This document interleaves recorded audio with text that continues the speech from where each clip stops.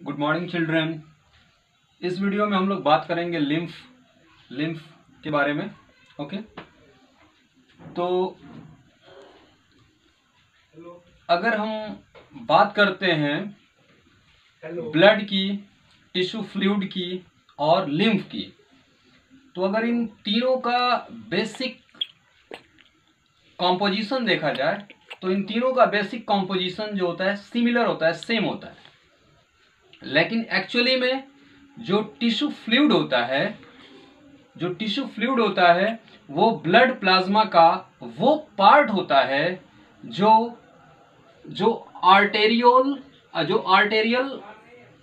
Capillaries से रिस के फिल्टर होके टिश्यू के एक्स्ट्रा सेलुलर फ्लूइड में आता रहता है। ठीक है, सेम वे जो लिम्फ होता है और टिश्यू फ्लूइड का वो पार्ट होता है जो टिश्यू के एक्स्ट्रा सेलुलर फ्लूइड से डिफ्यूज होके छन कर या रिस कर लिम्फ कैपिलरीज में जाता रहता है।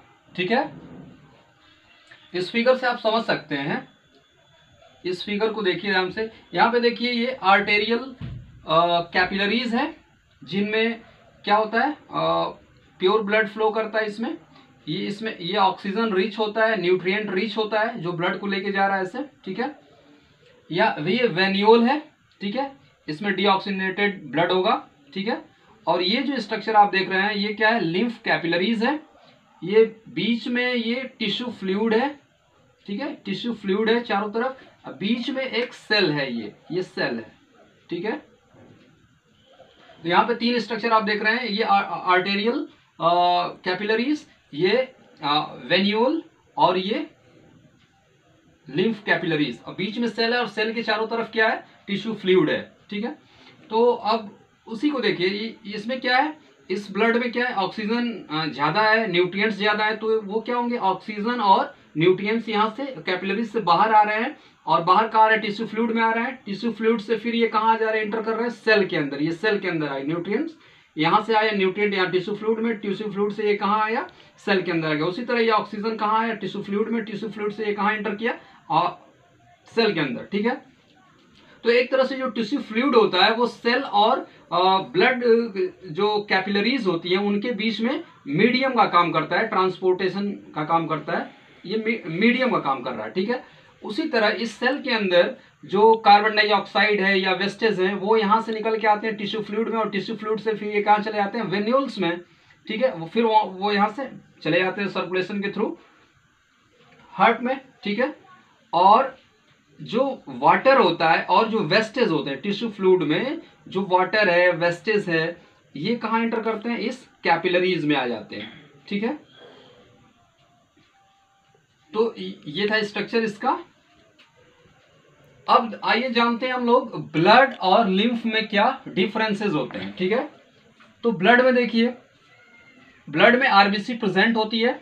ठीक है, इसीलिए इसका ये कलरफुल होता है। ठीक है, लेकिन लिम्फ में आरबीसी क्या होती है, एब्सेंट होती है, आरबीसी एब्सेंट, इसलिए ये कलरलेस होता है लिम्फ। ठीक है, ब्लड में डब्ल्यूबीसी की जो क्वांटिटी होती है वो कम होती है इन कंपैरिजन टू लिम्फ। ठीक है, लिम्फ में डब्ल्यूबीसी ज्यादा होती है। ठीक है, तो डब्ल्यूबीसी यहाँ पे कम है, न्यूट्रोफिल क्या है, ज्यादा है यहाँ पे।